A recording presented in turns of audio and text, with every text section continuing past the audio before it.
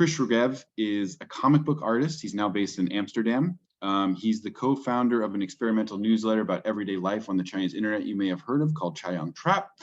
And when he was based in Beijing for a decade, he was part of the founding team of the Concrete and Grass Music Festival in Shanghai. And he also worked for Splitworks, which was China's oldest independent music promoters, or one of them rather. He was also a 2019 McDowell Literature Fellow, a 2020 Yaddo Nonfiction Fellow, and his drawings have appeared in Tank Magazine, The New Yorker, Real Life, Washington Post, Al Jazeera, The Guardian, Topic, BBC, and BuzzFeed. I came across Krish's comics through an online chat group and got hooked on this project. He's going to talk about some today called Open All the Buddha Boxes. And if you haven't spent time, I do recommend get on his website, krishcat.com. I'll drop it in the chat at some time. He does fascinating thinking and art about many different places and spaces, but Beijing especially. So you're in for a treat today. And Krish, thanks for being here. Thanks for generously donating your time, and over to you. Thank you so much, Doug. And while I share my screen, I'm going to also reflect on the fact that half the publications you mentioned where my work has appeared no longer exist as of this month. It says something about the precarity of the comic book life in a way, I guess. So hello, everyone, and thank you so much for taking the time out to attend this talk. So this is a talk about comic books, zines, and forms of self-publishing and independent culture and creative expression in China. And the central argument of the talk is that there is something that I call a zine-centric view of China that is key to understanding the kind of diversity and playfulness of, among other things, online culture in China today. So I want to make the case for comic books and zines and mediums like comic books and zines as important archives, as unique forms of storytelling. Now, I know from the introduction and from the online marketing that all of you were promised a talk about underground music in Beijing, and I assure you that we will eventually get there. But if you really are only here for the underground music and not any of my painful attempts at theorizing, I give you this. This is the official playlist for today's talk. It's roughly 90 minutes, which will last you the entirety of the time of speaking and Q&A. And it's music that's influenced by Beijing from 1999 to today. And if you'd rather vibe out and tune out than listen to my tangents, then scan this QR code now. I'm also going to paste this link in the chat in a second, as soon as I figure out how. I'll give you an additional moment as well. Here we go. Will not take it personally if you make that choice. Okay, with that out of the way. This is actually two talks disguised as one. So the first part of the talk is a little bit more speculative and really looks at how my work in Beijing and in comics was influenced by zines and self-publishing in China. Now, most of my comics focuses on the city of Beijing and its many kind of subcultural and musical niches. And it was rooted in this kind of practice of being really online and engaging with this level of amateur cultural production, things like zines, things like manifestos, lo-fi videos, student films, and memes, and kind of seeing in them new forms of sharing and finding community. And so as I continued working on this comic book that Doug mentioned about underground music in Beijing, which when it started was a more traditional full-length book, I realized that my approach and work began to take on the zine-centric view. And it's kind of been the lens through which I write and draw all of my stories. And it's the lens through which I tell this story of Beijing's underground music. I think it's valuable and interesting to share, and I hope you think so too. So part one of this talk today is a bit speculative, like I mentioned. It's where my mind is at. It's kind of trying to process all of the seismic, huge events that have unfolded in China recently. And I'm trying to use my recent work as a way to think through some of what's happening. So part one is an attempt at building a theory for why I think comics and zines as mediums can tell stories about China a little bit differently, and how this zine-centric view can be a frame to understand and to reveal more nuanced ways to write about China. So it's an argument for less formal and less established mediums as more accurate markers of what China's mood is as a society. a more accurate reflection of its, discussions and fault lines. And then part two of the talk is trying to connect some of that thinking to the story of underground music in Beijing. So it's going to last about 30 minutes in total, and then we'll have plenty of times for questions and tangents and discussions. So before I continue, for those unfamiliar, I should probably introduce what a zine is. Zines are basically small-scale publishing. They're typically independent or self-published, though they don't need to be. They're usually non-commercial, and they're wildly variable in form and content. So they can be physical or digital, they can be in various sizes, they can be illustrations or text, but they're almost always informal. They're kind of absent of these traditional markers of class and access that mark other mediums. So in China, zines tend to short circuit traditional, more controlled methods of distribution. And zine culture, depending on how you define it, has always been a consistent feature of the cultural underground right from the 80s onwards. So the word zine is kind of a shorthand for cultural productions that lie below the level of the professional. And they can kind of evade easy definitions or formal categories. It's a very slippery term, and I think slippery terms are useful in China's information landscape. So I'm going to front load some of the talk's key messages here. I want to argue that our current conceptions of China's cultural life, specifically contemporary culture, tend to focus almost exclusively on the traditional influence of ancient past and the kind of tech-enabled near future. But so much of contemporary Chinese cultural history, and I'm talking about everything from TV and music to pornography and kink, is underexplored and underdocumented. So much of our understanding of what is happening culturally today in China is based on false, incomplete, and misleading foundations. So if there's one thing you take away from this talk, I want it to be this, which is that there are more directions to look than straight ahead.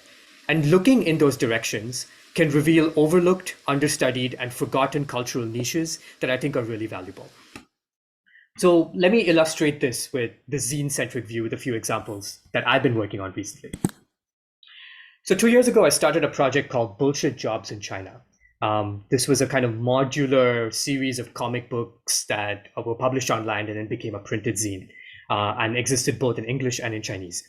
So Bullshit Jobs are a concept by the sociologist David Graeber. And these are jobs that feel meaningless and empty and dead ends to the people that are doing them. But also, these are jobs that keep the wheels of society turning. And through their existence, they reveal these fundamental fault lines or flaws in the society that ends up depending absolutely on these jobs existing. So this zine started as this kind of joke observation between friends that the Guinness Book of World Records was really culturally important in China in a way that was really strange and funny. So it started as a hypothetical but real job, a hypothetical story about a real job of a Guinness World Records inspector. And then it became a personal statement about automation and algorithms through the story of a shared bike redistributor. This particular comic went viral online and kind of took off, and this project has been quite visible since then.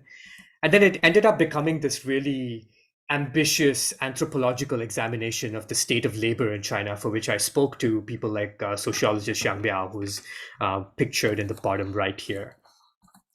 And so what I realized was that zines can compress wildly complicated ideas into something approachable, absent of the markers of taste and class and difficulty that mark other mediums.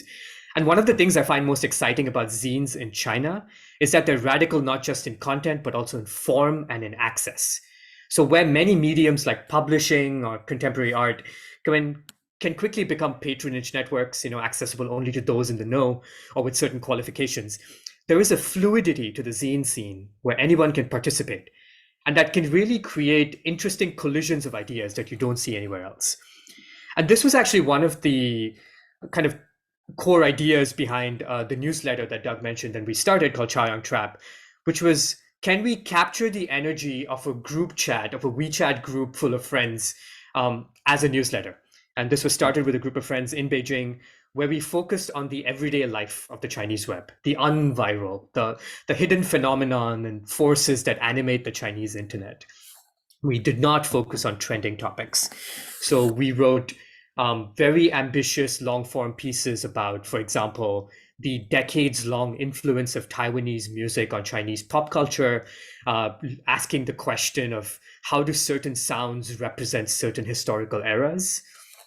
We wrote about porn in the PRC and how locally made DIY gay porn is distributed, how Japanese porn star fandom ends up becoming teenagers' first experience of subcultures, and also Twitter's weirdly important role in porn distribution in China. We also wrote about the logic of internet fame and talked about Wang Hong's cities. And I noticed a Jesse Young in the audience for this talk. I'm not sure if it's the same Jesse Young, but Jesse Young wrote about the extremely Chinese device of the electronic dictionary, the Dian, and the 2-decade history of pretending to study in China. So basically, zines are telling specific kinds of stories in urban China today, better than other mediums. And they're cataloging the nuances of adulthood in this specific era of digitally mediated life. You will find in a zine fair, which happen weekly, monthly in China these days, you will find a richness of content and diversity that you will not see at a Xinhua bookstore.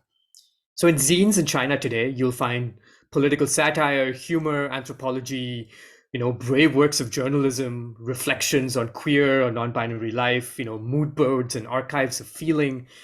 You'll also find eroticism and nudity, works dealing with sexuality. And the question is, how are they able to do this? They're able to do this because the people who make zines have perfected a certain voice, a certain set of techniques developed to survive on the Chinese internet and in the Chinese information landscape, where you're built to be fluid and hard to capture, to communicate without saying anything overt, to mask your true affect in subtle ways. And in 2022, I realized that there was a connection between the voice of zines that I was consuming and one other medium of culture in China that everyone uses, but many overlook as an object of analysis. I wrote about this in Real Life magazine. And this medium, of course, is WeChat stickers. So WeChat stickers have perfected a language, an online language, where you don't need to overtly say anything in order to communicate.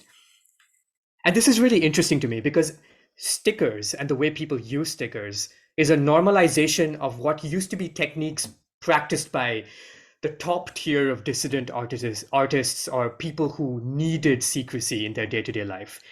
And those techniques have now crystallized into the realm of the everyday. And the skill of speaking in stickers is a really unique voice. It's a language that one needs practice in reading. And recent kind of tectonic, really influential events on the ground in China, whose aftermaths we're still living through, bear this out. So I'm going to keep my words fairly vague here, but in recent developments in China, you had symbols deployed like the blankness of paper, where the absence of a slogan or a demand was, in a sense, the point. So these symbols, like WeChat stickers or playful zines, were coded. They were coded invitations, a kind of gateway into a playful, conspiratorial space, away from the eyes of censors or patriots or right-wingers. I mean, the internet term for this is if you know, you know, IYK. And I think that this mode of communications that were perfected in offline zines, in online publications, and in stickers is going to become more and more important in terms of how you develop and tell stories about China. Because stickers have become crucial to communication, where the implied is preferred over the stated. And they're part of this lineage of media, one that, to my mind, includes zines, where there is a labor of decipherment, a kind of cracking the code that gives it a pleasure. And it creates these archives of in-jokes and shared meaning, where the real information lies. And if you've spent any amount of time in China, you'll be familiar with this kind of playful activism. What I'm arguing is that the strategies that are deployed to beat censorship are from the same playbook as how people use WeChat stickers or develop scenes around the zine scene. And later, as you'll see, work towards creating communities in underground music. And they borrow this kind of, share this playful visual language. And in many ways, zines and self-publishing culture is drawing from these online tactics of playfulness and subversion. So basically, this is connected to this. So This toolkit of visual expression, I want to argue, is most present and visible in comics and zine culture today in China. Because this kind of dynamic is ultimately a kind of sharp attunement to what's going on. It's a mood board that is very current and is very attuned to small changes in how society is moving. And it's about resisting the templates and the structures that you find yourself within and trying to find new formats or ways of speaking that resist and push these templates out. And like zines, which offer a space to publish ideas that might be too rough or too unseemly for pop cultures, stickers also represent a front in this kind of everyday struggle against opaque logic, be that against giant algorithmic platforms or information landscapes where censorship rules are always changing. And it provides one answer to the question of how are people resisting templates of communication and daily life imposed on them by creeping hegemony. And what my own career shows is that zines can be a method. And zines and comics as a medium have needed to exist for decades in this in-between space.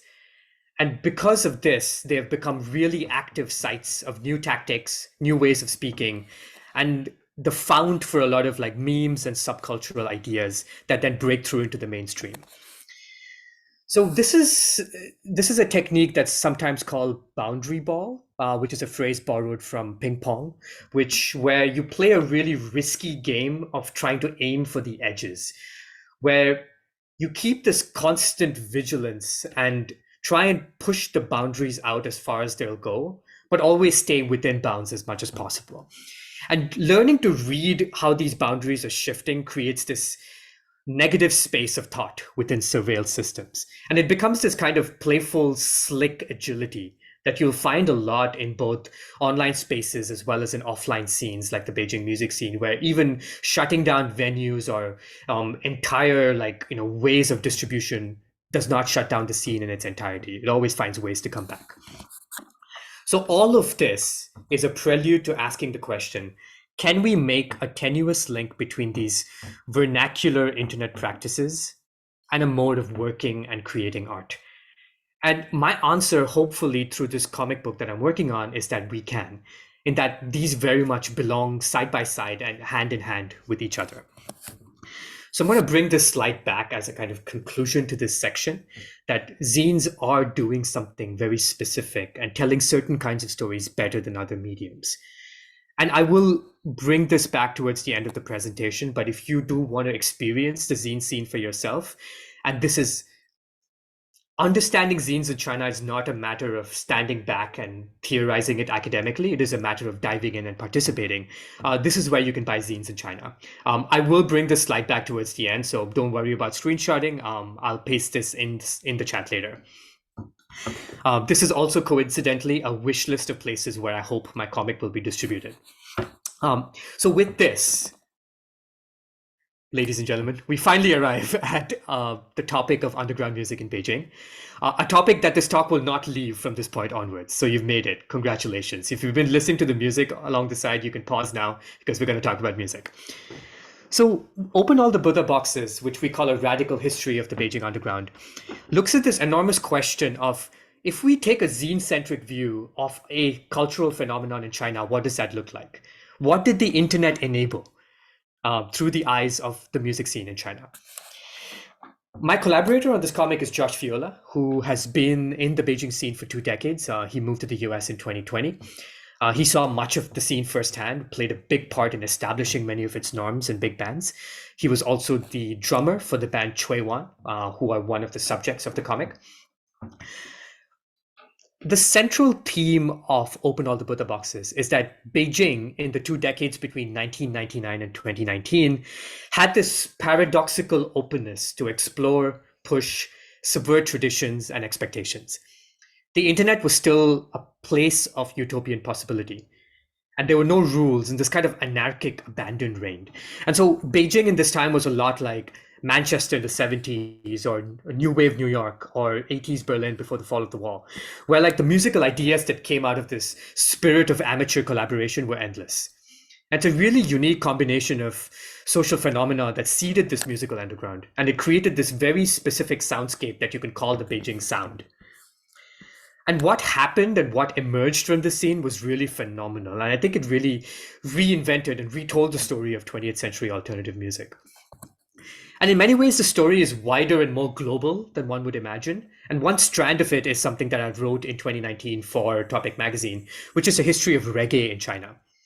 My argument was that a lot of the material conditions for the emergence of reggae music was helped by Chinese migrants to Jamaica. Chinese Jamaicans were instrumental in helping reggae spread globally, even though it was a black music form. And it later eventually reached China in the late 80s, mediated via Taiwan and Southeast Asia.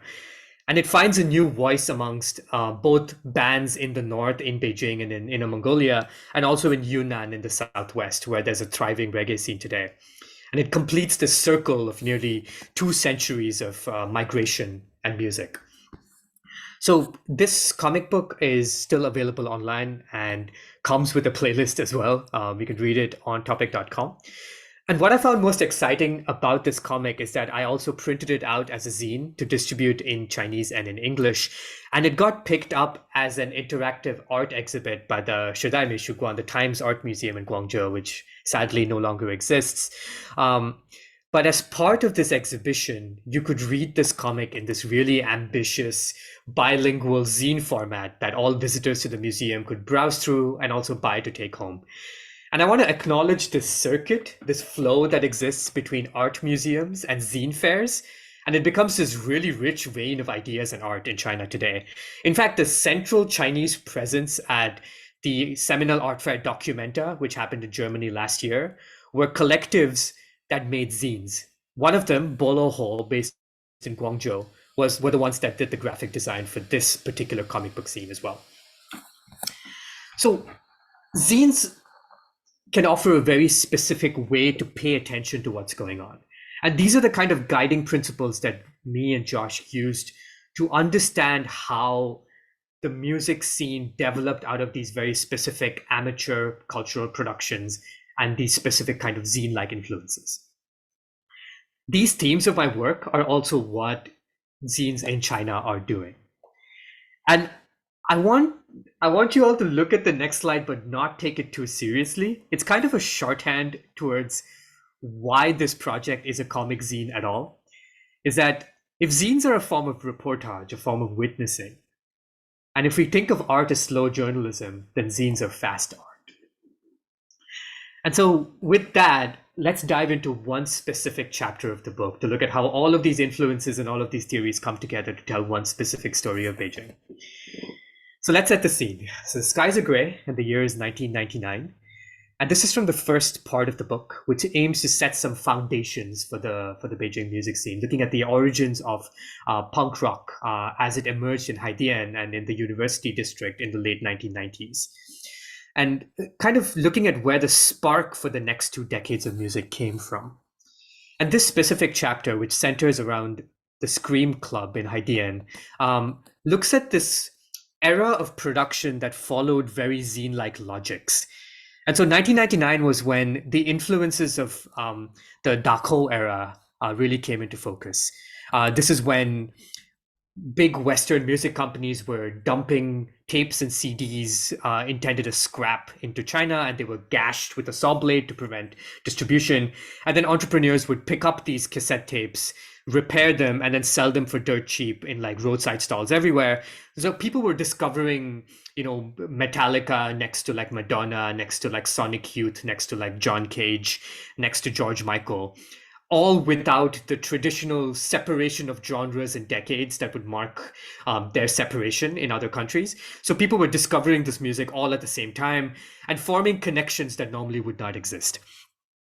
At the same time, there were all of these magazines that emerged that were like connecting the dots between music fans across China. And then in a few years, the internet would appear on university campuses, and discussion forums and BBSs would start helping people form what's called elastic selves, where they were seeking out strangers to form kind of really radical connections with. And so this story starts with 3 teenagers, Wang Yue, Yilina, and Yang Fan, who started the band Hang on the Box and made the Beijing punk scene international news by posing in Tiananmen Square on the cover of Newsweek, which was one of the biggest news dailies, news weeklies at the time, news monthlies, one of the three. Crouched under the headline, China, the limits of freedom. And even though a lot of their quotes to the journalists at the time they were kind of trolly, they were kind of exaggerating the extent to which they were defeating censorship and all of that. This cover would really figure very largely in their lives and careers. The three teenagers were put forward as these punk rebels, like the face of a post-Tiananmen generation.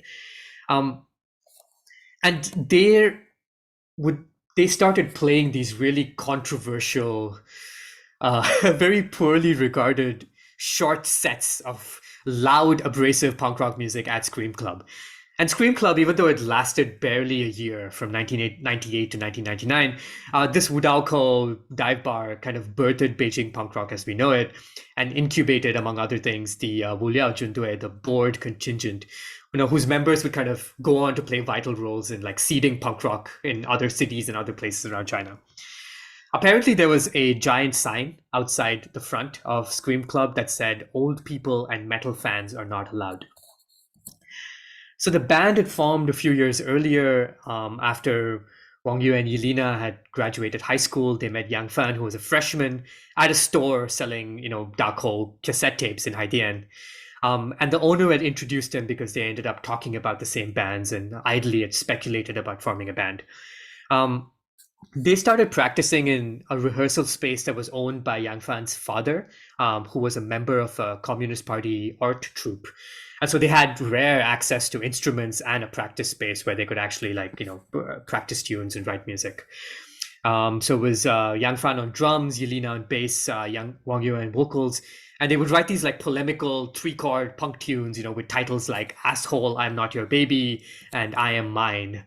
And their songs were like, they were a whirlwind through the scene. Like their songs were like short, direct, loud, and they were more like protest. They were more like protest slogans than poetry. And they very directly confronted some of the established, entrenched misogyny of the scene, and this would end up influencing their later careers and the content of their songs, which like took direct aim at a lot of the asshole men in the Beijing punk scene.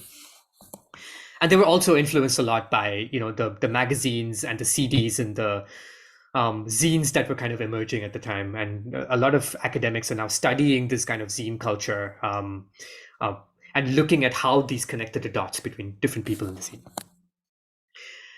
So the book then looks at each individual member and how their careers progressed after the breakup of Hang on the Box, which lasted maybe 4 or 5 years and then has been reformed a few times by different members in different formats. Jia, the singer in particular, has a very interesting trajectory where she became a very out there fashion designer, and then converted to Christianity and then rebooted Hang on the Box as a Christian rock band.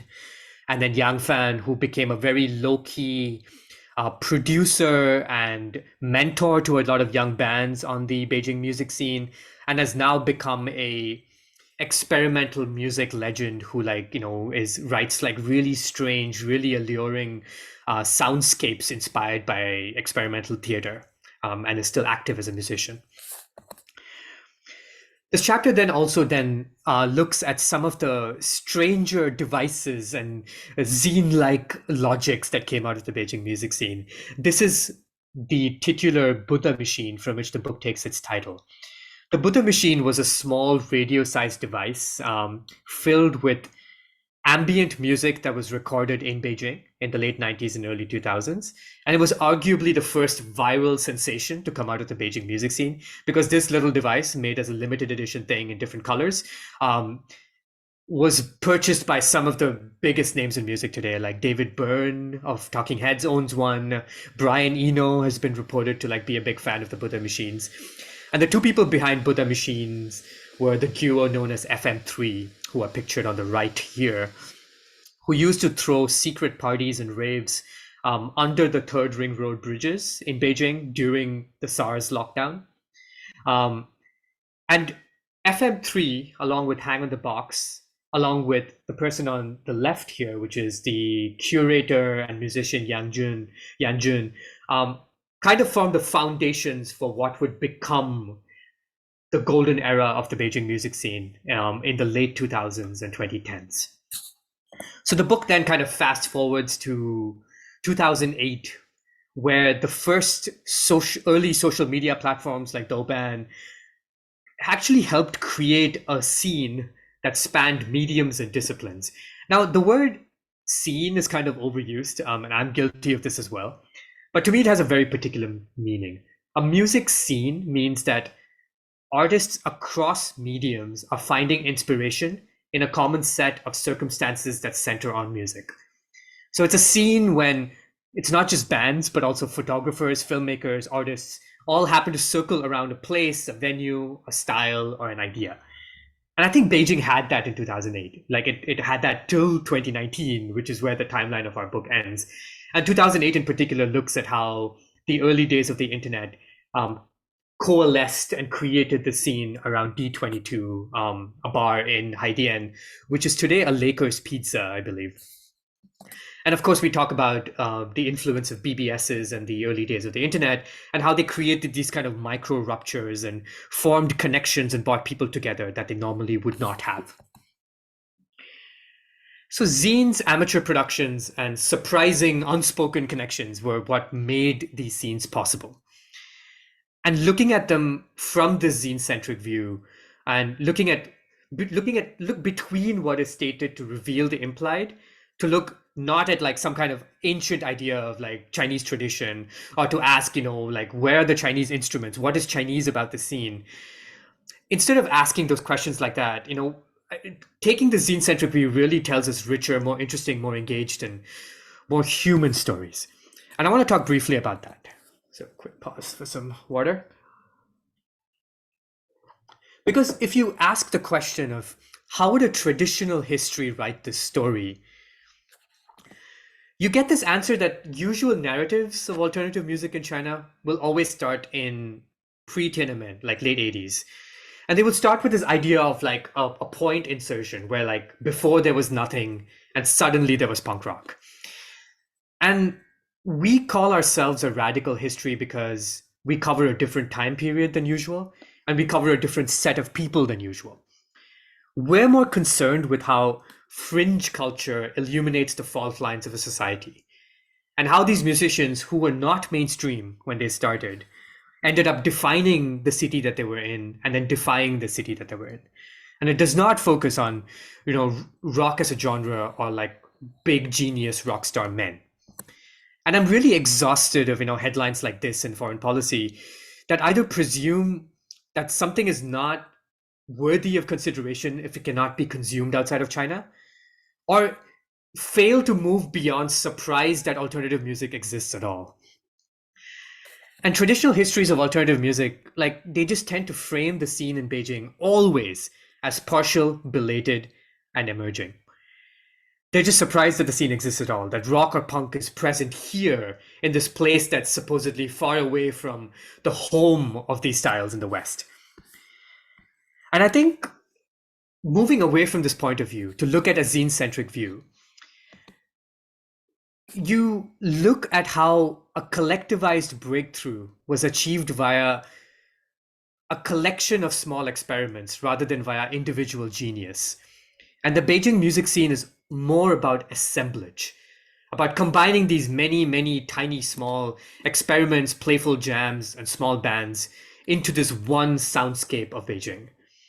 And then you realize that the scene has always been a story of contexts rather than triumphs. And it really broadens our horizons of interpretation in the present. And this view of how music moves through the recent past is influenced by the theory of circuits, which is an idea Andrew F. Jones developed in his recent book called Circuit Listening. And if we understand music as the development of circuits in which they moved, it opens our ears to looking at them as local mediations of global cultures. So these two books, Michael Denning's Noise Uprising and Andrew Jones's Circuit Listening, form the kind of theoretical underpinning of what we're talking about. So where Michael Denning argues that there was a circuit of colonial ports in the 1920s, helped by the then new technology of vinyl records, that's created the foundations of what we know as modern music. Andrew F. Jones takes up that and argues that there was a second circuit in the 1960s, aided by transistor and radio technology, where pop music spread globally as campus folk, rock and roll, and the soundtrack of decolonization.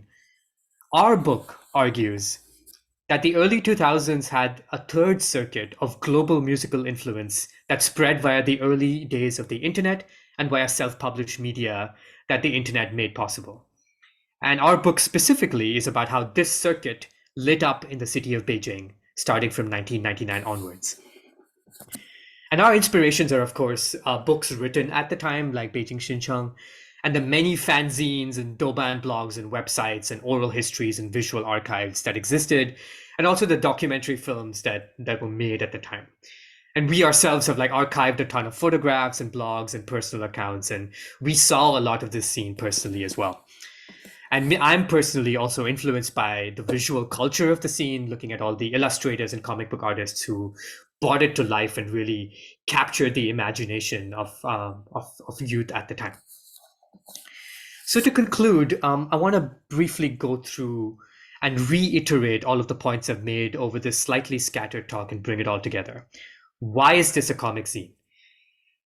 And this question might seem marginal, but I think it's really important because we live in an information landscape and an era of China writing where it's really important to be open and transparent about the intentions and framing of your project, because your information and your stories will be misused and will be poisoned without you intending it. And so choice of medium becomes really important in understanding what the limitations of your project might be, what its blind spots are, what preconceptions your form might come with. And for us, this project is a comic zine because zines are archives. And zines are archives not just of written record, but also lived memory and energy. Because as Tim Markham puts it, understanding a scene is not a matter of standing back in order to get perspective. It is a matter of diving in. And comics are really good at capturing that energy, of really putting you 100% into those little tiny details. Zines are also modular and extensible and editable. They can be serialized, reorganized, and done in many, many different ways. And this fluidity with format and timeline can be a corrective to more accurately map complicated paths that don't always follow straight timelines. And I was inspired by a piece called Queer Memories in Beijing, written by my friends Ting and Xuandi in The Baffler, which was a history of Beijing's first queer nightclub. And they say that a linear historiography never accurately maps the varieties of lived experience. And I find that true of the Beijing music scene as well.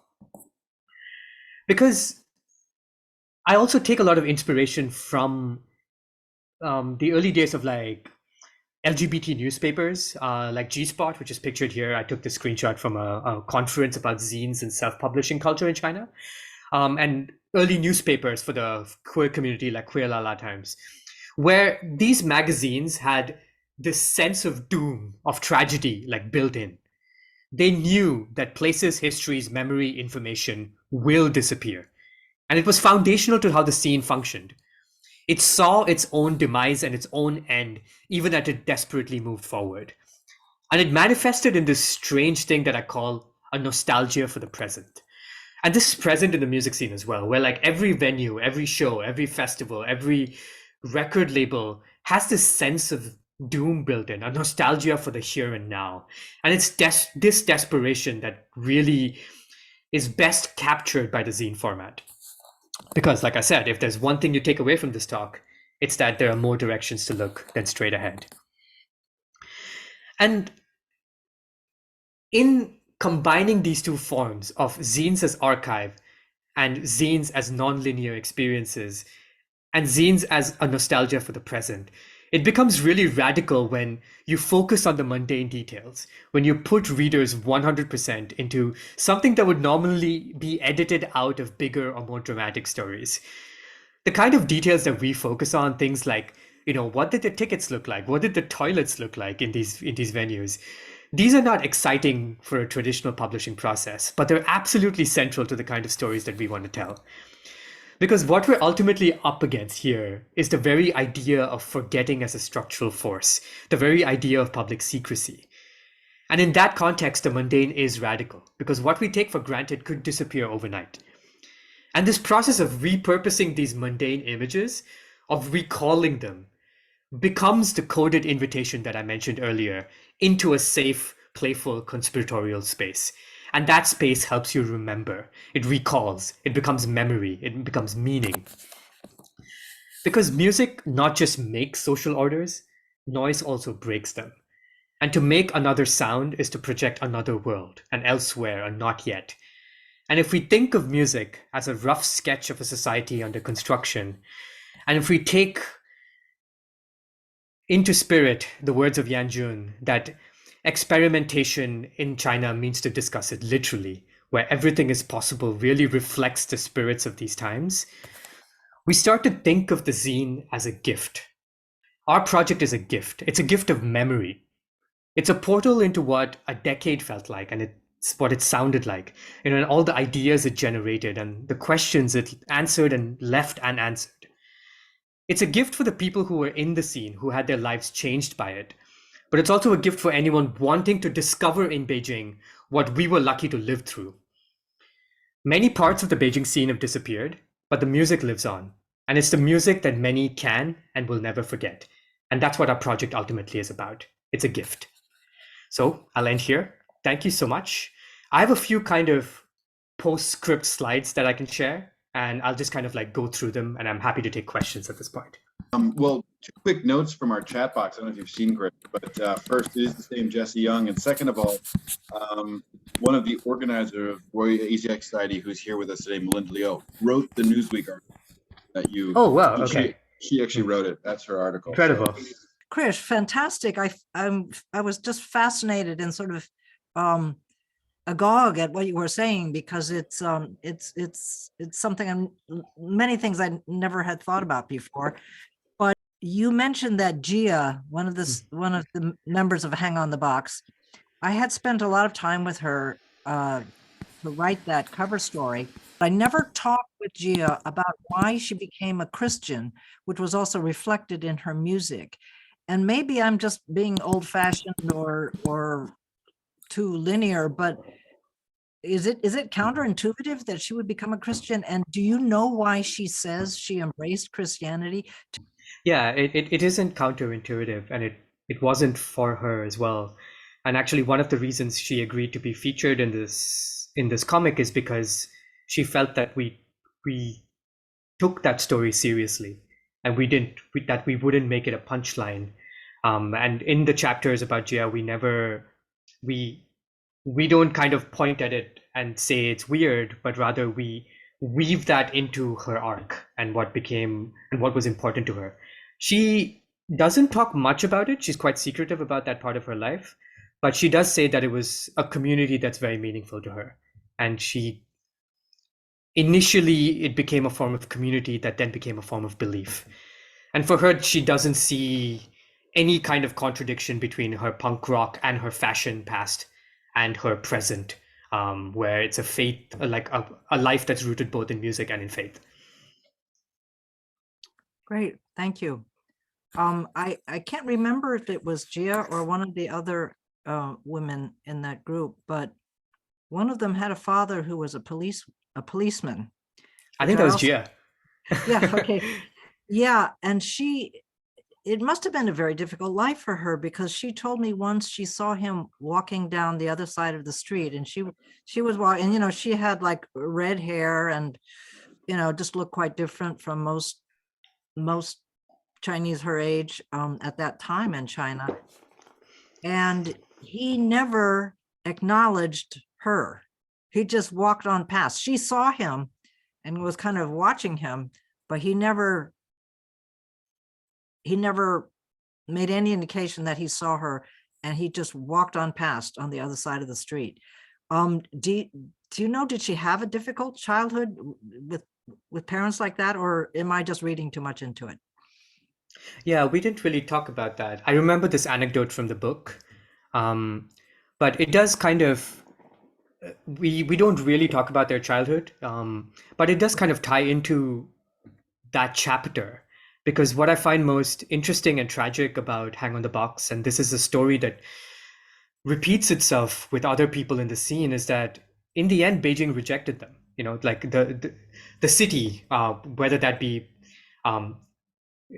forces of society like family and parents and community, but also the music scene, rejected Hang on the Box. And where they really found themselves was a chance meeting with a Japanese record label, and then their tours abroad, and then eventually in their kind of rich solo careers. But as a kind of unstoppable force of nature, as a kind of abrasive group of young women forming a band in 1999, they were made fun of, they were rejected, they were ignored, and often boycotted and like not allowed to play in Scream Club because they were not seen as quote unquote real punk rock. They didn't have the chops that the guitar gods would, and they never forgot that. And I think it's a very interesting through line in what would become of their careers later, that they never forgot that Beijing in a sense rejected them. Was there a sexist current there? Definitely. Okay. And anyway, I don't want to monopolize you, but I just find this fascinating. This is really, really interesting. I'm just going to grab one moment to talk about something else. I'm fascinated by your description of zine culture, and I'm wondering about the interplay, particularly this idea of nostalgia for the present.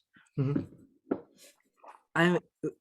How do you see the impact of these past 3 pandemic years on the psyche of Chinese? Now, I know that you weren't necessarily here for that whole time, but you're deeply in touch. I overheard you talking with Doug before the talk, and you're very much in touch with people who are still here. You're hearing their hopes and their fears and their observations. What strikes you about what happened to people during the pandemic in China? Yeah, one other thing I wanted to mention. Great question. Before I get to that, one of the interesting things was that this project, actually, this entire book started because when we met Hang on the Box for an interview, when we met Jia, the members separately, all of them bought up the Newsweek cover, and some of them even have it, like they hold on to it like an heirloom of some sort. And the initial idea for this, before it became a zine, was that it could be some kind of interactive exhibition centered on objects, because there was this tendency to hold on to objects from the recent past or even the present as these really all important like treasures, as heirlooms. And we found that really interesting, because for Hang on the Box, that heirloom was the Newsweek cover. And in fact, I think this idea of nostalgia for the present maybe even became even sharper during the pandemic. Because I think in the early days, at least in 2020, there was this sense that people were living in this eternal present that could at any moment, shatter into this apocalyptic future. And we saw that dynamic continue all the way through to the end of Zero COVID. There's one image I'm always struck by, and the story of this book and all of these bands really got complicated by the pandemic, because Yue de Xiatian, the reality TV show, the big band, had 2 seasons that premiered during the pandemic. And season 2 in particular features a lot of the bands that we interviewed for the book, who before this reality TV show were fairly marginal figures in culture and are now basically national superstars because they've appeared on the equivalent of TV, which is a online accessible reality TV show. And I remember that when the backstory of these bands was presented on these reality TV shows, they really could not tell the story, because what TV demands as a story is the individual lone tortured genius who overcame obstacles to become the musician that they had always dreamed of. And that was not the story of Classic Cars and all of these other bands that were on the show. But they had to be adjusted to be like that. And when they were trying to tell the story, they would show flashbacks from D22 and all of these scenes that we talk about in the book. And they were presented in this like film grain black and white, even though the video footage is from like 2010, which I found really funny. Like, it's this idea that it was so long ago, but it was like less than a decade ago. Fascinating. Okay, I'm going to shut up now and give other people a chance to ask questions. But thank you so much, Krish. Oh my God, you really helped me reconnect with a far off thing that I almost forgot the significance of. But now that you remind me, I'm really glad you did. Thanks a lot. I'm so happy this happened because both the photographer of the piece and now the writer have discovered this accidentally, and I'm really grateful. It means a lot. Fantastic. Krish, we've got a couple questions from the audience. If you're okay, I'm going to show your quarantine cooking one as well. Is that okay? That's kind yes, of course, on the topic. So yeah, Melinda, that's a great link there. So we have thanks for the fascinating talk. A few questions. Is there any Chinese language comic book zine or artist that you would specifically recommend, or that you think is worthy to be, or that should be translated for Western readers? And what do you usually, where do you usually stay up to date? Yeah, I would say the zine scene has such a wide variety of styles and approaches that it's really a matter of what clicks with you personally. I would say check out a zine fair, like go to ABC. That's Art Book in China.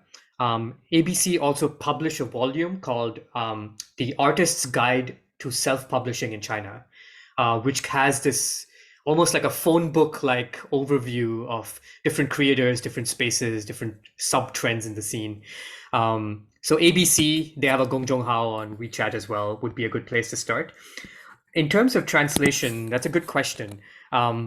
So I have this in the chat, there is a outfit based between Hong Kong and New York called Paradise Systems, who translate underground comics from China and publish them in really nice annotated translated editions.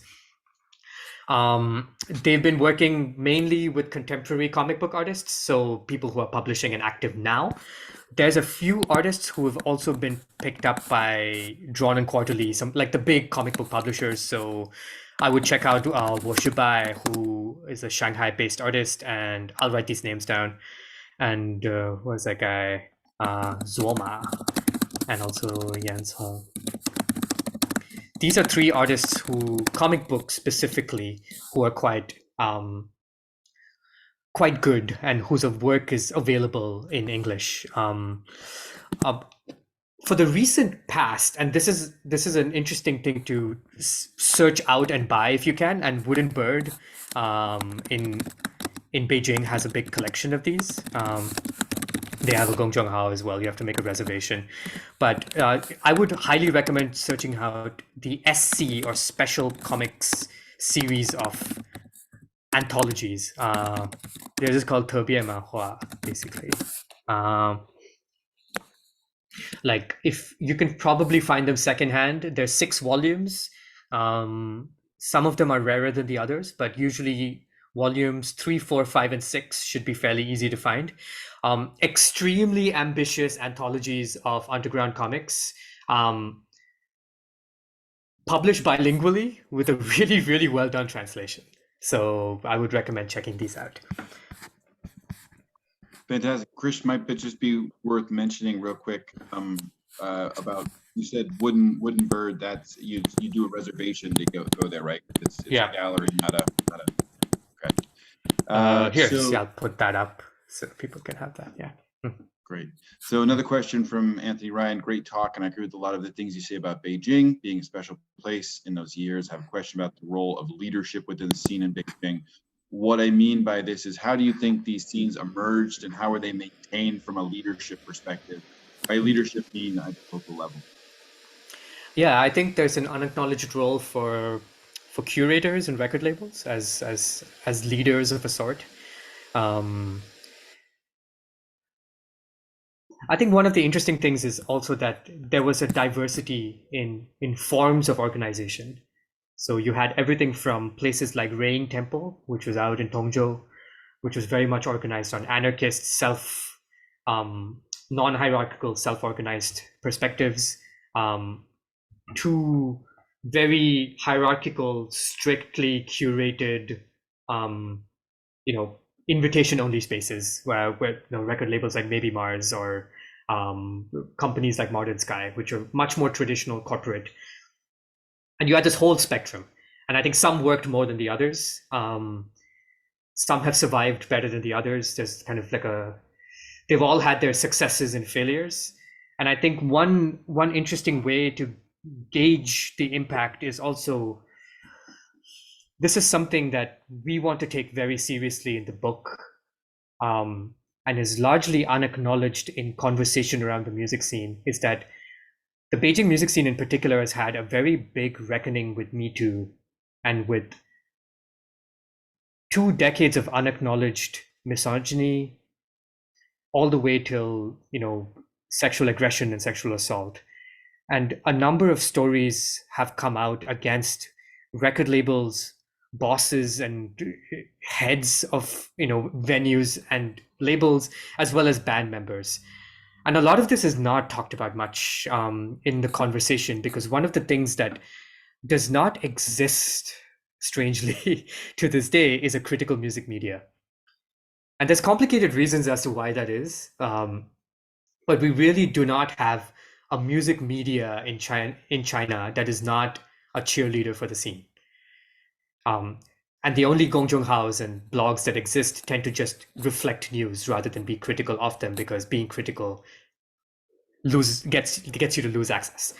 And I think there is a reckoning here with past leadership of the scene that is still ongoing, and it'll be interesting to see how that unfolds. And I'm not sure where that's going yet, and I don't want to speak. I don't want to speculate while it's still unfolding, but it's something that is not talked about enough. First, we've covered a ton in an hour, but I want to throw one more out there. Interesting. This ends in this book ends a couple of years ago. What happened to the scene? Did it die? Okay, so thank you for setting up my postscript perfectly. So this is the kind of, I'm sorry about the font size on this, but this is the table of contents for the book. So this is how the book is organized. So we have a first section of foundations, which is the 3 that I talked about in the talk: Hang on the Box, FM3, Yanjun, going into the Beijing avant-garde with Zooming Night, which is a still running series of experimental music nights. And each section has an interlude, which is a band that captures all the themes of that section and reflects them in interesting ways. And for section 1, that's the band Chaoyang, which I mentioned briefly in the talk as well. Section 2 is a kind of free-form, free jazz section where it jumps across styles and venues and presents this kind of dizzying depths of the Beijing scene in its most vibrant phase. So these were the years where, you could go from one show to the next, one hutong bar to the next, and then all these musicians knew and admired and borrowed from each other. And this is roughly 2005 to 2010, with an interlude about Yang Haisong, who's kind of this godfather of the Beijing rock scene, a producer and a frontman and a poet and a lyricist, who still remains very influential. And section 3 is called Visitors, which is all the non-Beijing acts and scenes and tributaries that the Beijing as a city and as a scene influenced. So here we talk about Shanghai punks Dirty Fingers, who are still very popular and very big. We talk about Hualun, who were a post-rock band that reinvented themselves as avant-garde electronic music artists, and are also very interesting as being one of the earliest breakthrough of the Beijing indie, not the Beijing scene, but like the China indie music scene, into film scoring. And they've done the scores for like a bunch of art house documentaries. And also they did the score for Elephant Sitting Still, like the highly regarded indie film from a few years ago. We also talk about Gong Gong Gong, who are from Canada and Hong Kong, but their sound is very much rooted, very quintessentially Beijing. And as an interlude, we talk about the venue Fruity Space, which has become a Beijing base for pan-Chinese indie music sounds. And then this gets to your question, Doug. Section 4 talks about the future, where we look at the 3 strands that we think are the most interesting in Beijing today. The first being club culture, looking at Beijing's nightclub spaces from White Rabbit all the way to Jiaodai today, and also to the future with the brief life of Lantern and the idea of like the Wong Hong collective becoming a club and how like influencer logic influenced nightlife. We also look at Bloodspoy, the rapper, and cloud rapper, pop artist who's built this really interesting career pursuing collaborations with some of the most exciting avant-garde artists of today by building this very online persona. And we also look at the enduring legacy of punk and metal, which remain this kind of grimy, old school DIY, zine centric scene in Beijing.